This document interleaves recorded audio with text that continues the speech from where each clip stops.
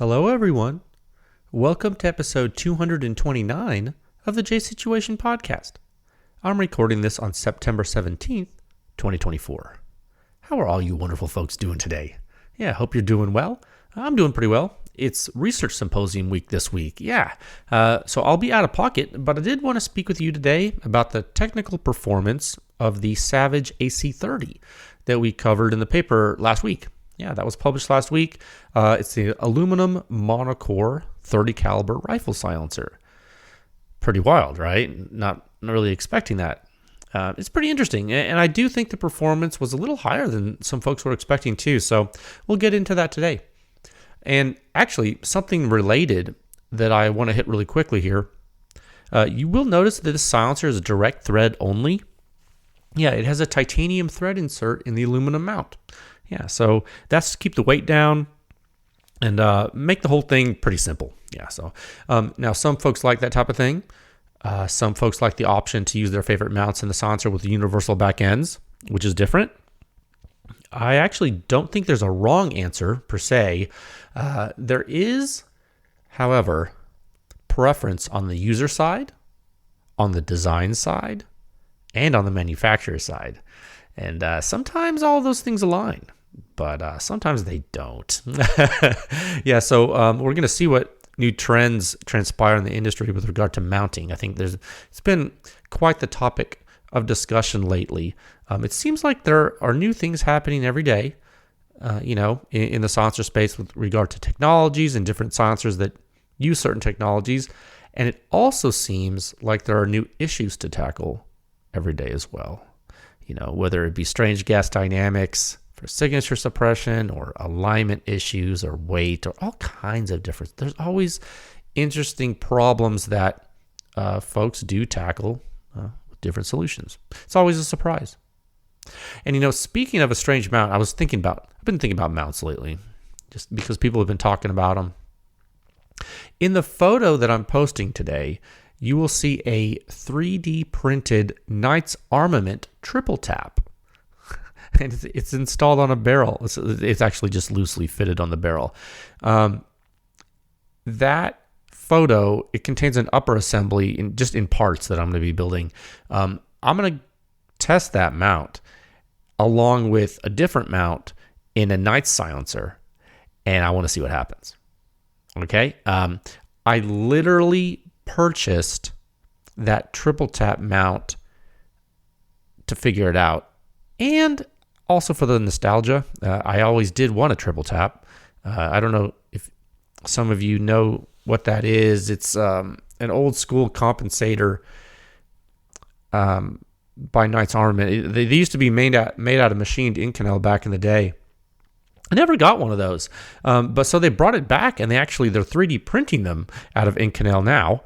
So I said, well, YOLO, as the kids say. Like, you only live once. I bought one. It was relatively expensive, like very expensive. But here we are. I figured you guys get a kick out of that. I was like, yeah, it's a cool picture. I figured like some of the build looked cool in my head, and the more I look at it, I'm like, I don't know if that's the right build, but we'll see. Well, I'm curious, is that mount going to increase back pressure? That's really interesting. I don't know. I can't wait to find out, but I just don't know yet. We're going to wait and see and test it. So that's all I had for the intro here. Just on with the show. If you have been here before, welcome back. If you're new to the podcast, welcome. We're very glad to have you. There are timestamps in the episode description for you to skip to where you would like. They're always there. If you want to hang out with me a little longer, I'm going to do some quick ad reads here. I'm going to speak with you about the companies who make this podcast possible. And just so you know, this episode only has one topic, so there's only going to be one timestamp for you to skip to. But for those of you who don't want to skip, did you know that this podcast is brought to you by Legion Athletics? It is. Because nothing you do, exercise, sports, or anything, is worth doing without consistency. You have to do things all the time if you want to be good at them. And you know that. And Legion Athletics can help. They have whey protein, pre-workout, post-workout, creatine, vitamins, minerals. They're minerals. No. Do they have everything you need? They might not have everything, but they certainly have a lot of it. Visit legionathletics.com. There's a link in the show notes. code word PEWScience to save 20% off your first order. That's right. If you keep using the code, you'll get double the loyalty points. You'll end up getting a net 10% off everything forever. Get strong. It's important. The podcast is also brought to you by the fine folks at Silencer Shop. You know, Silencer Shop has done a lot for the industry. And you know what? Not only for the consumers and the industry, but for dealers. Large dealers, small dealers, dealers everywhere. So if you're a new dealer looking to get into the space and maybe you can't hold a lot of inventory or want to maintain low overhead, or maybe you just like using the kiosk in your shop, Silencer Shop might be able to help you out. You can use that kiosk as a consumer to do your fingerprints, all your photos electronically, and in turn, you will cut down on errors, simplify your silencer purchasing process. You get a money-back guarantee. It's pretty good. No transfer fees, no paperwork errors. Just you and your silencer with no drama. It truly is silencer ownership simplified. And let's say you want to go into a dealer and you might think to yourself, man, I wish I could shoot a machine gun. Guess what? This podcast is brought to you by Top Gun Range Houston. That's right. If you're in the Houston area, even if you're just passing through, Top Gun Range is worth checking out. In addition to having a 15-lane indoor shooting range, which is crazy, they have the largest firearm rental fleet in the entire state of Texas. You can rent the pistols and the rifles and the shotguns and the machine guns and the silencers. You can even rent the silencers. You can check out all of the inventory on their website at topgunrange.com. Figure out what you want to rent. Maybe you call them up, ask them if you can rent something. Go on through if you're on a business trip. You know, do some mag dumps. It's good for you. Can lower your blood pressure before that big meeting. You know what I mean? Also, did you know that this podcast is brought to you by Capital Armory? It's true. Because it's no secret that silencers are in high demand. And approval times are pretty quick right now. So when you combine those two things together, you need options as a consumer. And since we're pretty pro-consumer here, we do want to let you know that. Capital Armory is here to help. They have a pretty unique twist. Not only do they have a large selection of silencers to help you with the painful paperwork, all that stuff, they can actually ship your silencer directly to you. It's crazy, man. If you live in one of the 42 states where silencers are legal, you can order a silencer in your living room and have it shipped directly to that same living room. It's really that easy. Capital Armory, silencer shipped directly to your door. And finally, this podcast is brought to you by the PEWScience Laboratory. I am the technical director of the lab, and in the interest of public education, the lab sponsors this podcast and runs a public research effort. Yeah, we do. Our goal is to continue today. Our goal is to continue to push the silencer industry forward one test at a time. Please visit PEWScience.com for the suppression rating. It's the simplest, most accurate hearing safe rating for suppressed small arms. It's based on true human inner ear response of the entire gunshot from before the combustion takes place all the way until all the combustion is gone. And PEWScience is the home of the silencer sound standard. 7 sections. The most in-depth and accurate silencer data and analysis in the entire world. And it's all available to the public 24/7 at PEWScience.com. Go check it out. And you can support the podcast yourself. You can support PEWScience, all the testing we do. You can make this keep going, which would be great, by joining with a membership at PEWScience.com. And you can even donate, throw us a bone every once in a while if you like, on the review page or the podcast page. And you know what? Every little bit does help, but if you can't join, that's cool. You can also throw us a bone by giving us a good rating on Spotify or iTunes, or maybe like and subscribe on the YouTubes, things like that. Just let folks know that silencers and guns are awesome. We can help normalize the use of suppressed small arms. We can. I believe that we can do that together.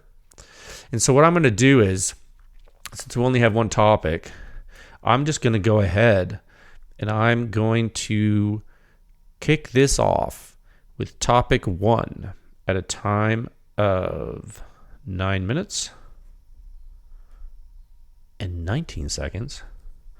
Okay, topic 1, sound signature review 6161. The Savage Arms AccuCan AC30 with 7.62 NATO. Yeah. Remember you guys first saw the AccuCan AC22? So that was a monocore design. Remember, how does the monocore design scale up to 30 caliber? What type of performance can you expect from this silencer? It's very lightweight. You put it on a bolt gun. Well, how does it do? Okay, so let's move into the technical talk. We gave the intro talk last week when we published the article, and now, per tradition, the following week we'll dive in technically. One second. Excuse me. Okay. Yeah, sorry. I've been talking all day. My throat's all dry. Okay, so it's cool. I have the silencer in my hand. It's pretty light, interesting. Has some knurling on it. It's an interesting feature. Some people like that. Some people don't. I think it's cool. Aluminum monocore. Huh. Yeah. You don't really think about that. You don't really think you're going to see things like that. And remember the AccuCan AC22. I was actually looking at the AC22 article earlier. 22 bolt action, pretty dang quiet, right? And really, it should be easy to make a suppressed 22 bolt action quiet. Like, we've been over that, right? That's suppression on easy mode, and there's nothing wrong with that. You want every advantage you can to be quiet. It's half the fun.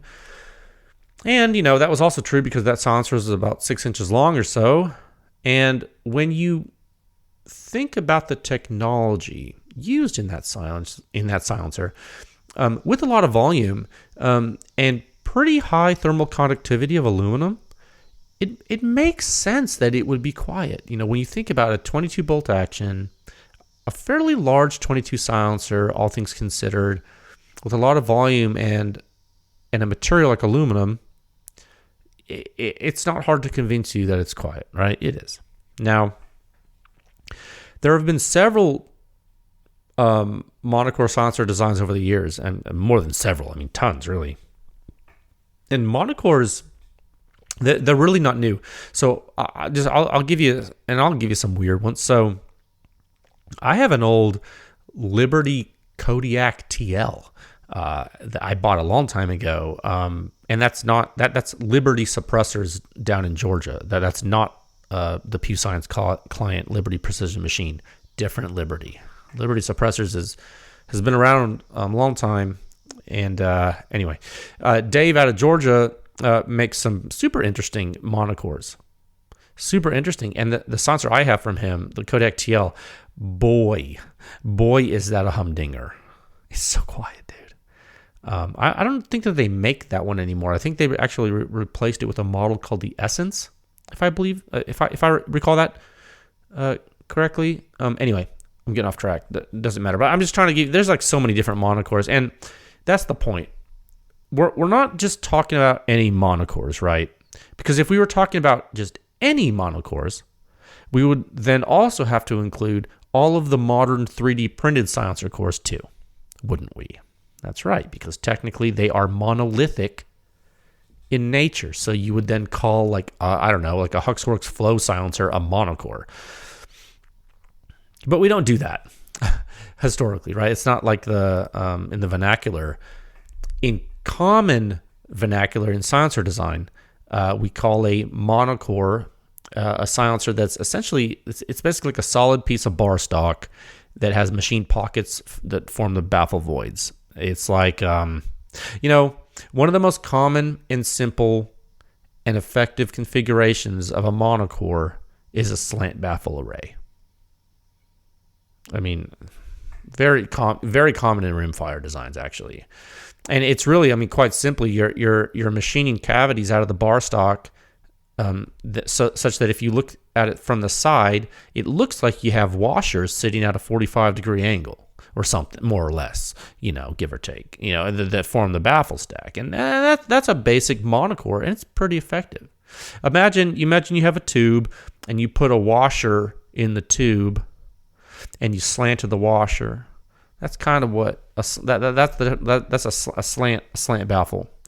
That's a pretty primitive but common and effective silencer design. Now, when you look at the Savage stuff, it's not exactly that, right? But it's not too far off in basic principle. And we talked about this when we spoke about the AC22 in Article 6154, which was, 7 articles. That's crazy. Yeah, so now in Article 6161, So we took a look at what happens when you scale that up, because that was a rimfire silencer. It's like, well, now we're scaling it up to 30 caliber. So I really want to emphasize just how wild that is, right? I mean, you know something works for low pressure and short duration, so you do it. It works well, it's quiet, gets the job done. But if you scale the thing up, what do you have to worry about now? I mean, you have to think, man, you got a lot more temperature, right? You got a lot more pressure, and it's happening for a longer period of time, and man, now you have this amazing jet thrust that's pretty significant too. So how would you, like, after knowing all of these things, how would you change the design from the 22 silencer to make it appropriate for 308? Well, I mean, there's all kinds of ways to do it. There's all kinds of ways. And so let's talk about what Savage did, right? That's the subject of the talk. So obviously, you're going to use more material, right? Why? Well, you need it for both strength and thermal mass. We know that. And well, what do you have to do? Well, you don't have to, but you should probably increase the volume. Why? Well, your basic expansion ratio significantly changed.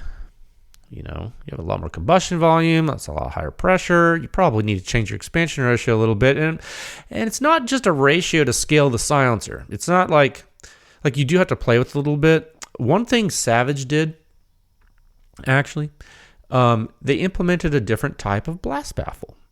Something that would perform better with the high pressure jet, right? That's coming out of a hunting rifle instead of when I say hunting rifle, that's coming out of a Centerfire bolt gun hunting rifle instead of, that flat plate reflector they had in the rimfire combustion regime in the 22 can.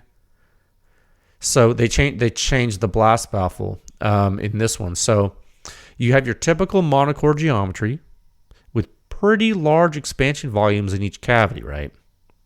But it's fed after a pretty traditional conical blast baffle now. It's different physics.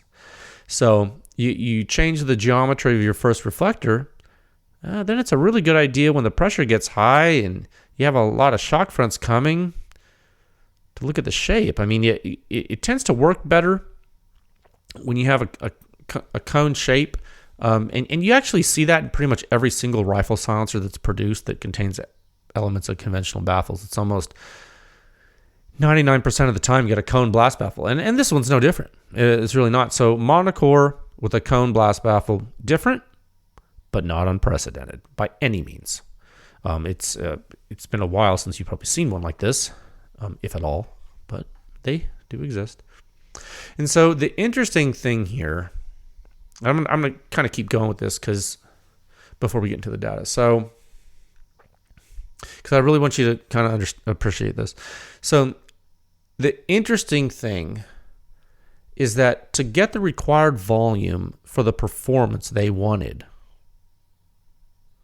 because I mean you got to keep in mind that hey, this silencer has a job. It's basically a hunting silencer, right? So you're thinking to yourself, well, okay. To get that required volume we need with this type of design for the application we want, we're going to have to make it big enough and much bigger than the 22 silencer. So what are we going to have to do? Well, you can certainly still use aluminum to keep the weight down. And you ask yourself, well, is that okay? Well, it's all about what you're doing with the silencer, right? Aluminum is very strong.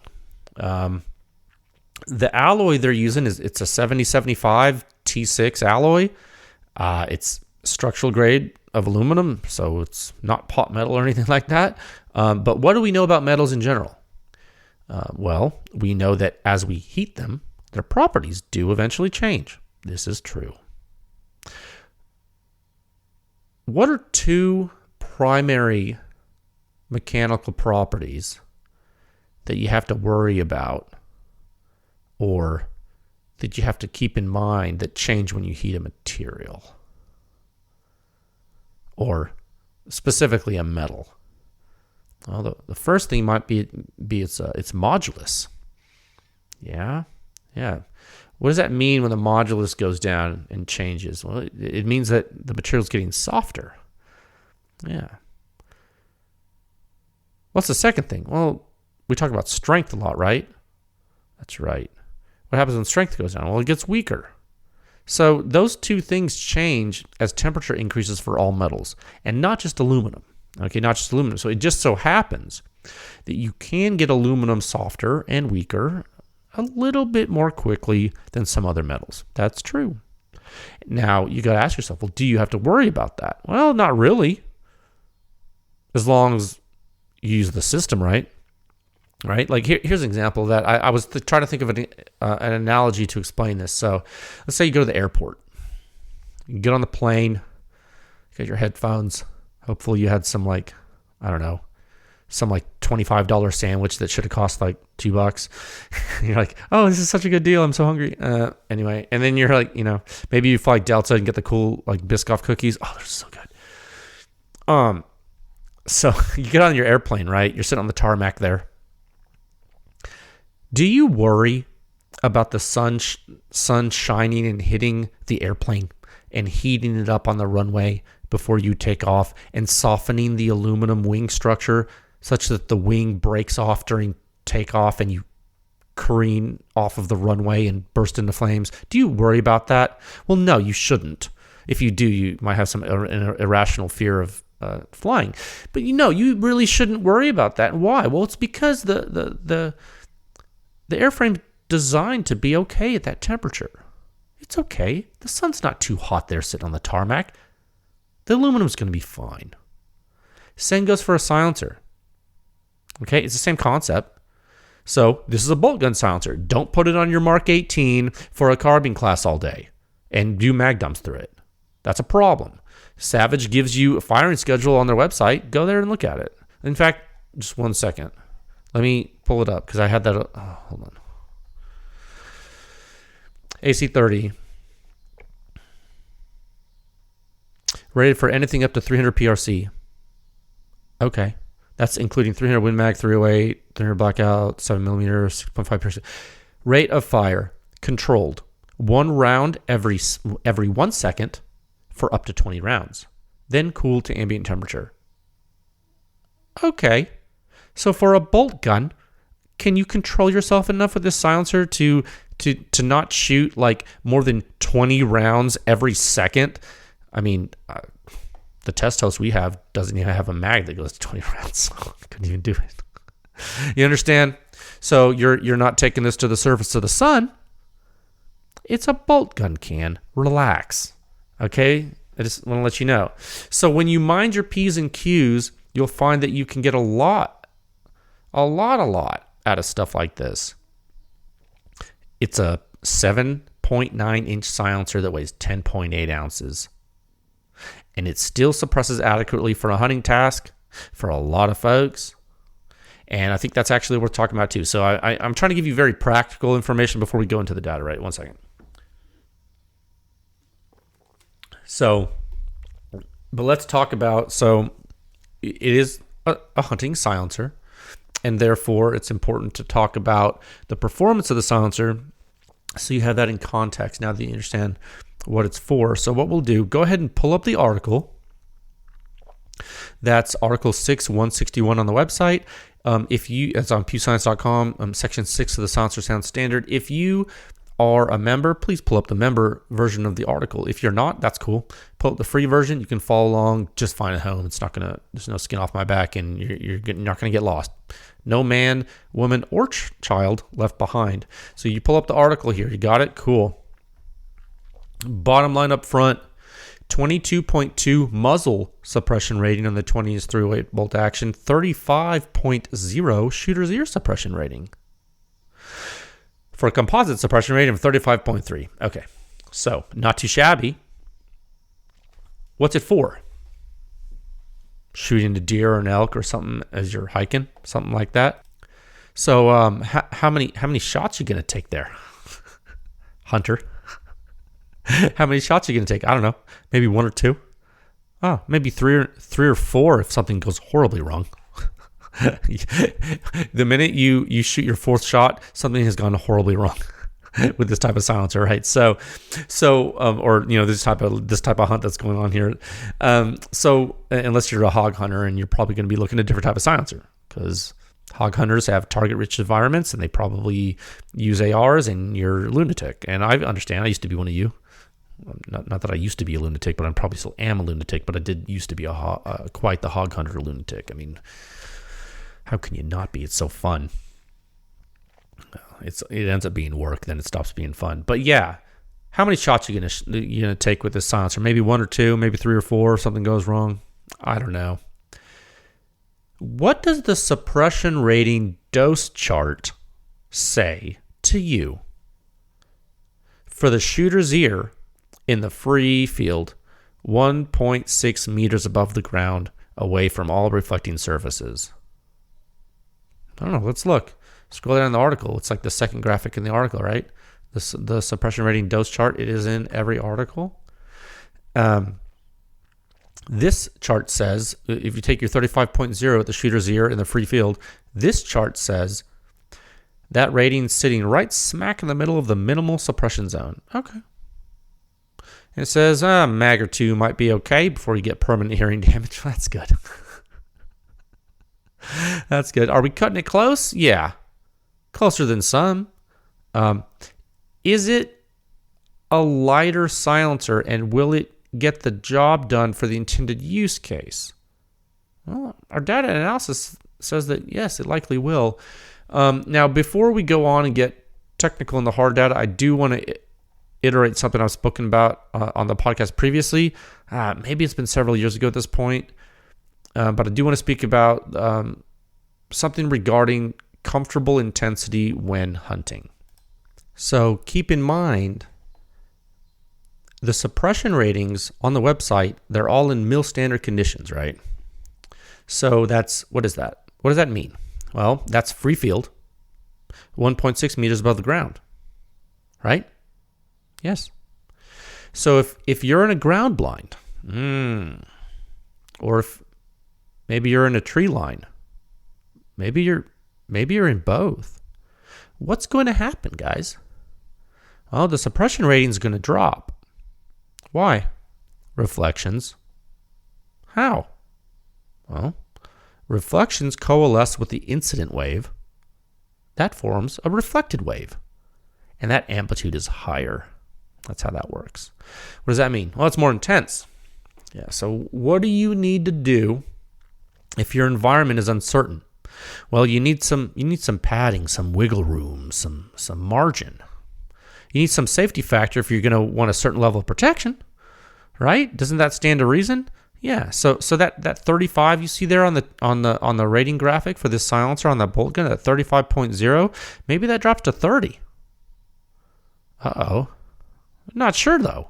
It depends on where you're shooting it, but be aware of that. And so I can tell you in my hunting experience with my own ears, anecdotally, I have come to the following conclusion in the field, and I've talked about this. In a ground blind, seated, if your free field suppression rating at the shooter's ear is like around 32 or something like that, for me, that can start to get uncomfortable. Does it hurt? No, it doesn't hurt, but it just feels like I feel pressure I don't think I need to be feeling type of. It's like a little uncomfortable. Now, I experienced this specifically with a long configuration of a rugged radiant in a ground blind on a 16-inch barrel 308, I believe. Suppression rate at the shooter's ear on the 20-inch barrel is 32.5. For the rugged radiant and the long configuration on the muzzle, it's 19.8. I stepped up to a Hyperion K. I jumped to 37.1 at the ear with that on a 20-inch barrel. That's about 5 points higher, 22.5 at the muzzle. So I found that acceptable in the same environment. Now remember, I was shooting on a 16-inch barrel. The ratings are in 20-inch. So I imagine that, and I talked about this years ago, I imagine that when you move from a 20-inch 308 to a 16-inch 308 bolt gun, your shooter's ear suppression rating drops a little bit. Okay, so the way I calibrated this to myself, which is like super dangerous, was like, okay, well, the rugged radiant was uncomfortable in the 16-inch barrel. No hearing protection. So the Hyperion K was comfortable. That was about half a category higher. I was like, I wonder if it's like close to yada yada. I was like, okay, cool. Ended up working for me. Now that environment is really unique, right? It's not a test environment. It's like I'm sitting on the ground, probably like 2.5 feet to 3 feet, with the muzzle 2.5 to 3 feet off the ground instead of 1.6 meters above the ground. So the ground reflection is way closer. You got a ground blind, so you're kind of like your muzzle might be outside the blind on this cloth blind, but you're still getting this weird reflection inside. And if you're near trees, so it's all adding together. It's all really complex sound field. And so the way, by me being able to move from the rugged Radiant to Hyperion K and getting more shooter comfort, knowing that the Hyperion K reacts better to the high pressure than the Radiant 2, and that was a whole other thing, moving from 20-inch to 16-inch barrel. So it could be that the differential between the 20-inch barrel and 16-inch barrel for those two silencers is different because it's nonlinear. Again, we talked about this years ago.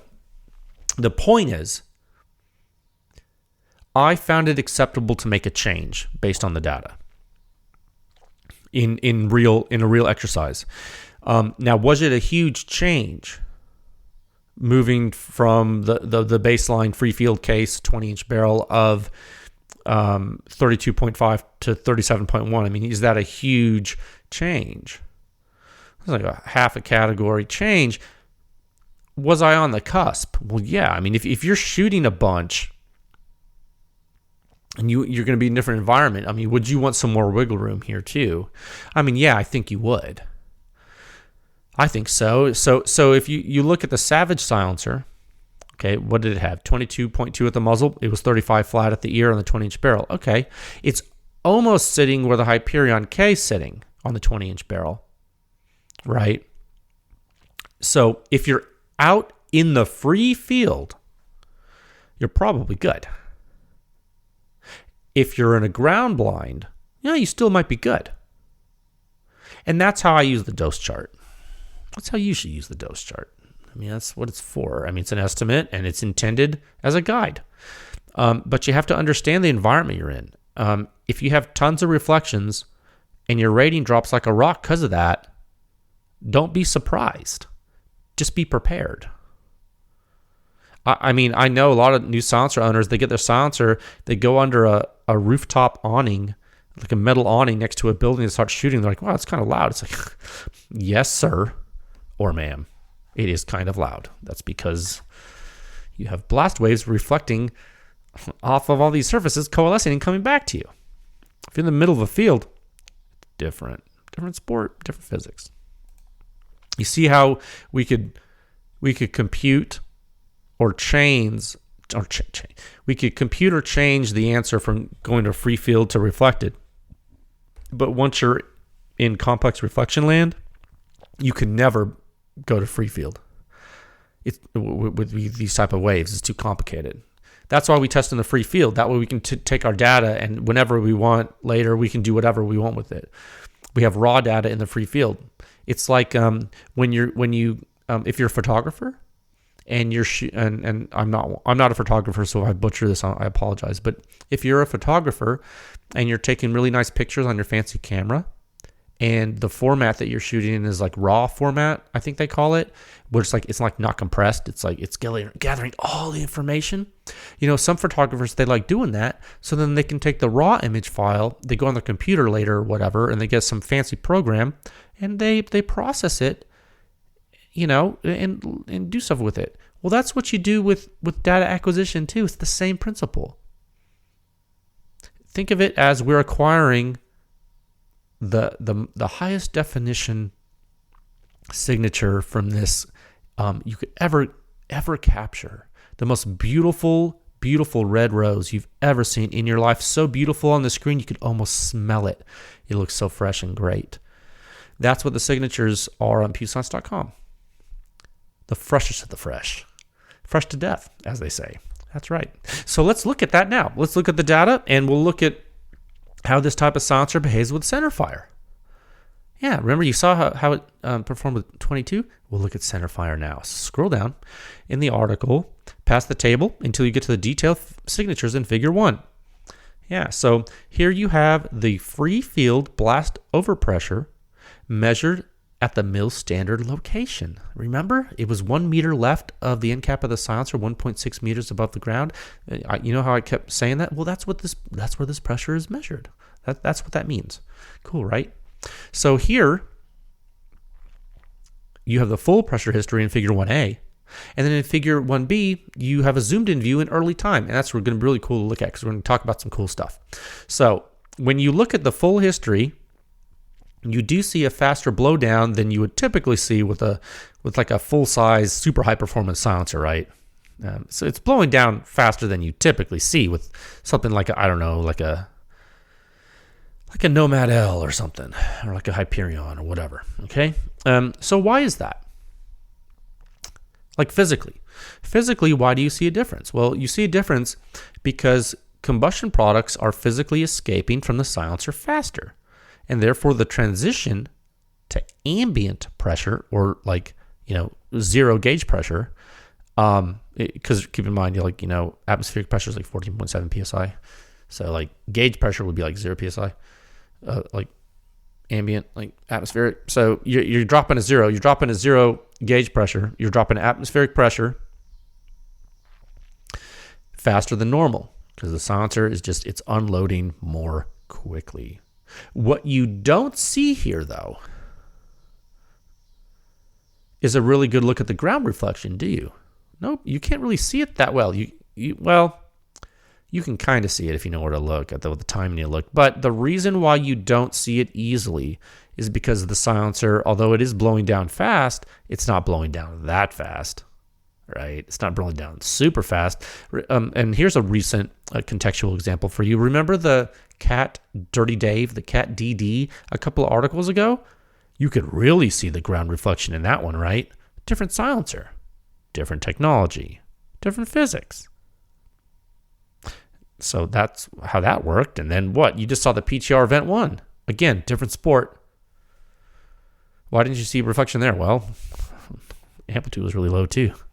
Not as much to reflect, even as it blew down. So with the AC30, what you see is a traditional blowdown. That's true. That's pretty much the summary of Figure 1A. Now let's move to Figure 1B next to it. And this is going to take you into an early view of what happens outside the silencer. And if you click the figure in the article or tap on your phone or whatever, I guess you could zoom in on your phone by pinching and zooming. But on the computer, if you click the figure to make it bigger, and you can see in high resolution. This is an early time view of what happens directly outside the silencer. As you would think, you do get that internal combustion signature. That it's like the trash can analogy I used last episode. And the interesting part here is how there's a gap in time between that and the first jet. It takes a little bit to get that first ramp load of the distal end. That's cool. Now, the thing, and this is kind of elephant in the room, the thing you really can't ignore here is the first round pop signature. In the figure, you immediately, after that first coupled shock, you see how the FRP divergence, it's there that the black curve starts to pop up. All of a sudden, it's like, hey, what's going on? It's like, hey, it kind of pops up right there from behind the other curves. And it does actually try to hang out for a second and be low amplitude. But there's enough air able to support extra combustion that, bam, you get that big ramped wave, that FRP, the big black curve like that. And before we go on, I want to emphasize the ramped part of that statement. And this is a little bit of a nuance that I don't know if you caught it or not. But if you look at the shape of the pressure curve in shot 1 in that figure, if you just kind of look at the overall gross shape of that early time FRP curve, or the FRP pressure curve, it's actually centrally peaked before rarefaction. It has a rise time to peak maximum that is approximately 50% of the initial positive phase duration. Okay, another word for that is centrally peaked. Yeah, I know that sounds pretty silly. It might sound silly to you, but that's literally what it's called, like in blast effects engineering. So if you wanted to know what that's called, the word would be a centrally peaked 50% rise time load, and it's kind of textbook. Now the time regimes are super short, but that's because this is small arm combustion from a silencer. So anyway, doesn't mean we can't use the same words. So I thought that was interesting, and actually it's more than interesting. It's actually very important because the shape of that pressure wave does influence the intensity. Oh, that's right. This is where the rubber meets the road, gentlemen and ladies. It's not a pure shock. No. If it was a pure shock, the rise time would be faster, but it's not. It wouldn't be centrally peaked like that. It might be, I don't know, it could be, maybe it's a 20% rise time instead of a 50% rise time. I don't know. The faster the rise time, the lower the percent of the positive phase duration you have, maybe the more impulsive the wave can be. Yes? It's cool, right? Like, the more you slow down the ramp, the less impulsive it is. The more you ramp up the ramp to be faster, did I say that backward? Yeah. The longer the ramp, the less impulsive. The shorter the ramp, the more impulsive. Intuitively, that makes sense to you. So we're going to come back to that in a moment, but look what happens after FRP. So you saw that. So shot 2 and shot 3, they do the exact same thing as shot 1 early on in that first couple jet, but instead of that subsequent centrally peaked blast we just talked about, they don't do that at all. Instead, if you look at their first rise, they have a longer overall rise time to peak, and they peak at lower amplitude. What does that mean? Well, it means that first of all, that's the true signature of the silencer, and there's no more air to support extra combustion because you're way too rich now, right? So you're getting a lower intensity blast. That's essentially what that is showing. So what did we learn so far? Okay, we learned there's FRP. We learned why. We learned what the FRP pressure wave does out of the AC30. We learned something about how it's shaped. We learned how the subsequent shots behave when there's no more extra air to worry about. Now let's look at how it behaves during the exact same event, but looking at momentum transfer instead of pressure. Okay, so we just looked at pressure, the force per unit area pushing on you. Now we're going to look at the impulse. That's the momentum transfer potential of the wave particles sweeping over you, and it's mathematically an accumulation over time. That's what it is, and that is in Figure 2, Figure 2A and 2B. Now let's think back to a moment ago when we were talking about the wave shapes. So what do you notice from the impulse shapes in Figure 2? It's a little nuanced, but you can see it. They have a concavity to them, right? Yeah, their slope starts off shallower, and then it increases to be steeper. Why? Well, that's due to the pressure not presenting as a full-on shock. So you get a different impulse shape. Because the pressure history is ramped, you get a more gradual momentum accumulation. That's cool, right? So the $1 million question, does it matter? Yes, it absolutely matters. It absolutely matters. Anytime you can reduce the impulsiveness of a load, whether that be by load shape, smoother transitions, or any other number of little tricks you may perform in your designs, if you time it right, you can have a less severe signature. That's right. So what you're seeing, all of this put together, it offers you a window into how the Savage AC30 is achieving the suppression rating it's achieving. Now, is it the most advanced? No. Is it the biggest?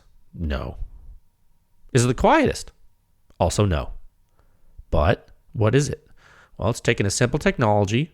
It's slowing down the pressure propagation enough through wave expansion to do enough work to create a signature you see in those figures. And everything about the way the silencer works is congruent with what you see. You would expect this type of signature from the geometry in that silencer, and that's pretty cool. You would expect it because you have that huge expansion volume, and you have to move through each large chamber. You would get a ramp like that. You would get a ramped wave, and you do. So a really important question for you hunters out there is, well, if it's ladder with the first shot, do you need to worry about that severity differential for your hunt? And I'll tell you that in this particular case, my answer to you would be it depends.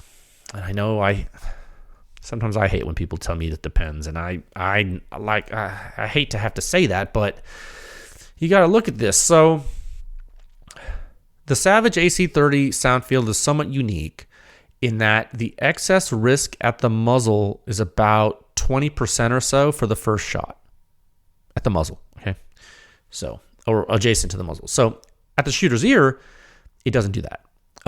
The risk at the shooter's ear during the first shot is way closer to the average of all the shots. So are you done? You're saying, oh, well, the members, so they saw the member article. So you think to yourself, well, are you done there? Can you stop there?